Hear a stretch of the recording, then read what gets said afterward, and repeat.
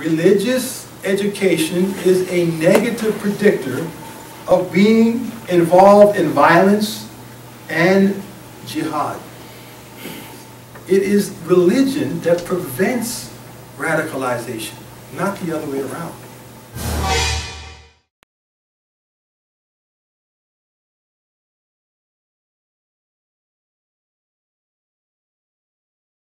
What inspires the most lethal terrorists in the world today is not so much the Quran or religious ideology teachings as a thrilling cause and call to action that promotes glory and esteem in the eyes of friends.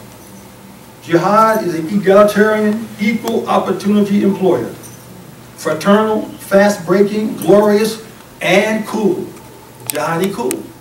They believe that they are part of a great historical movement that has reestablished the Islamic Caliphate, Islamic leadership.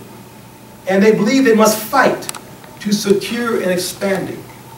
These are the people we're talking about. And what's their percentage? Very, very small. It has nothing again to do with religion. Religious education is a negative predictor of being involved in violence and jihad. It is religion that prevents radicalization, not the other way around.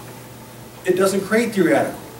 It's always been the case. It's when people go away from religion, whether that is the Crusaders thinking that, yes, I can go out and kill all the infidels, or I can go into the countries down in New Zealand, Australia, and hunt down those Aborigines and just slaughter them mercilessly. Or we saw the same thing here in our own nation against the Native Americans. All I'm saying is, just use the word terrorist. Use the word radical. Use the word extremist. But don't add the word Islamic to it, because there's nothing Islamic about those acts. The Holy Quran, which is the scripture of the Muslims, it condemns all such acts of violence. This was the prophet who now is known as a militant, extremist, hardliner, inhumane, a pedophile, a person who was lecherous and drunkard and all the things you hear about him. But if you begin to study his history, you realize none of that's true. We're free to say what we want, no doubt. But we must also have the limit of freedom, as the Pope said, not to offend people and incite them to commit acts in retaliation. It's not because they hate us as Western people. They hate our freedoms, our values, our way of life. It's not it at all. But look around the room. How many Muslims are here from so many parts of the world?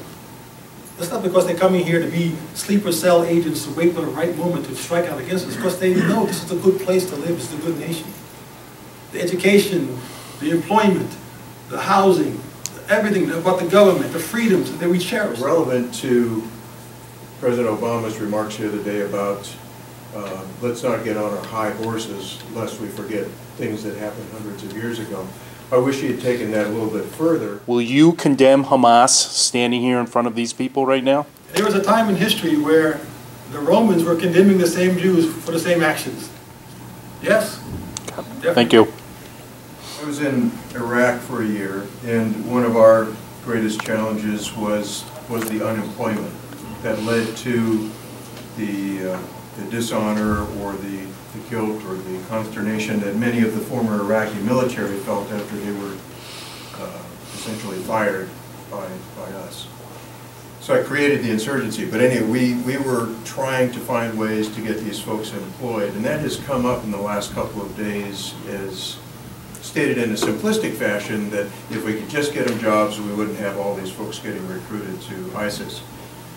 Yet that is a component, and I think we need to recognize that it is a component that, especially among males, if they don't have the honor of protecting or having meaning in their lives, if jobs, for instance, that we were trying to create didn't involve carrying an AK-47 in some security capacity, then they generally didn't want it. They wanted that prestige or esteem or feeling of protecting their families and protecting their villages. Thank you very much for your time.